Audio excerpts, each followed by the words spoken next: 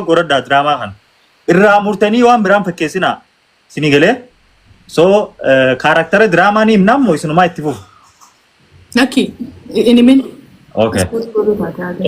Ayyee abbaan fedhe istiidiyoon fedhu haa jalqabu fedhu zammaanootu jalqabaa itti nuuf uftanii san boodarra nu sodanii aan dhumarratti kan hin seenu kanarratti. Maal?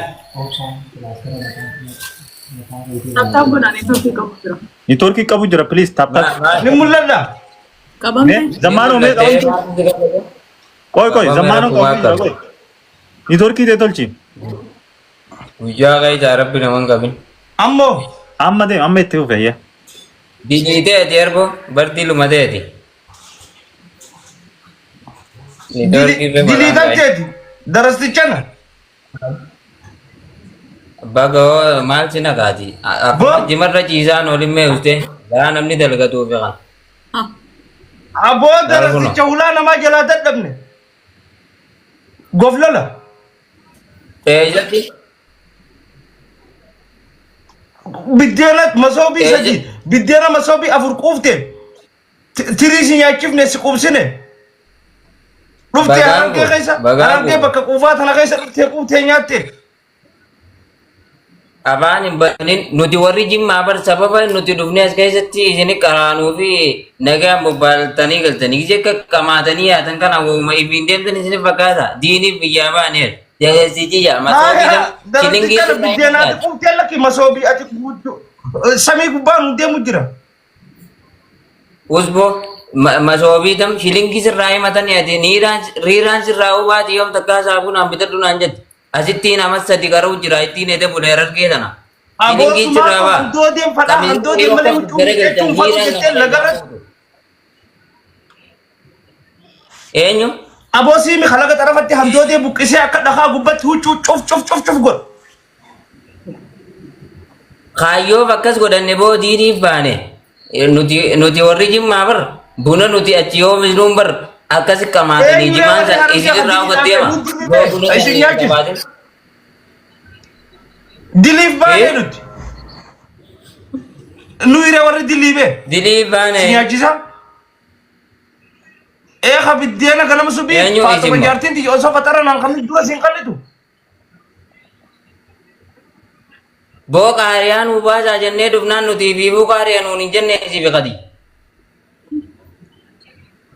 Gizee nuti wal dhabnee walitti harree dhuftee namatti dubbattaatis. Sa'a namni jaarsaaf jaartee walitti dubbatu malee nyaata naman gaafattan. Sa'a namni aara qabu. Yaa'iin teessa yeroo qabdi. Oofaa mataan kan qabna hidhattan yaalli mitidhi. Yaa'i. Ummata yaa'i. Eegumaati dhufte yaa'iin dillitu. Inumaa dubbii biraa feetaawati. Warra Ibro Ammadiin qaban gaariyaadha. Nama teessifattanii jin.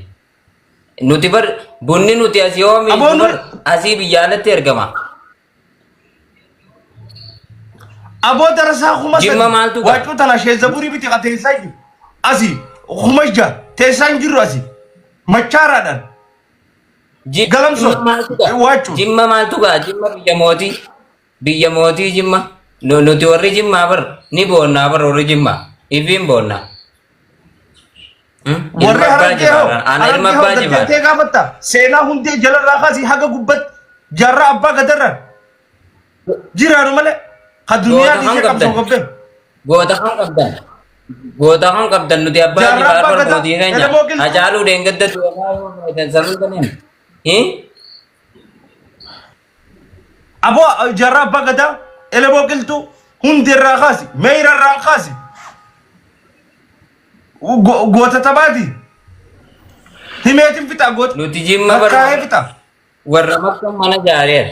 Warra asii makka mana jaaree. Abbaa jibaar isteet jaanii kun obarajjiin deetee ilaalu jirti. Koya mee zamaano maali ati wanni si lolchiisu istiidiyoo ati yoo mee yaadni keessa maali wanni isin wal lolchiisu jiru kun maali? Mee zamaano. Ganda kiyyaan falmachuu jira.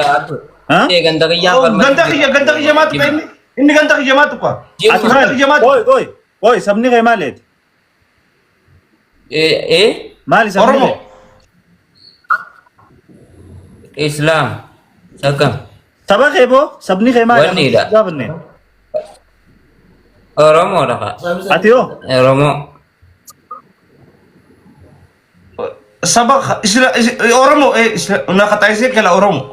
ati Oromoo Jimmaati, ati Oromoo Harargeeti.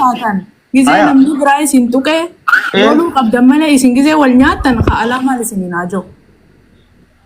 Qoya. Dhuga.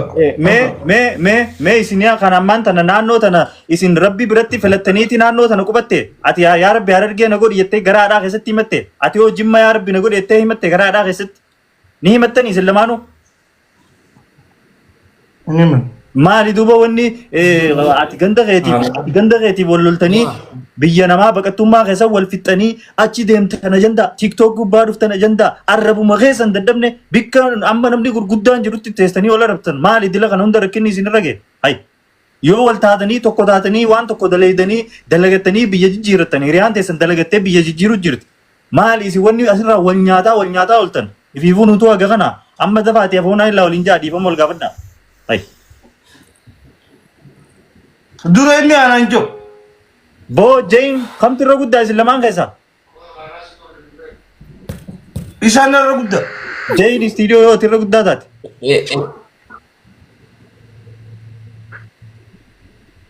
Akkam jeeta? Isaan irra guddaadha jee. Yaa inni baana Sammuun baana. kan yoo taate ana.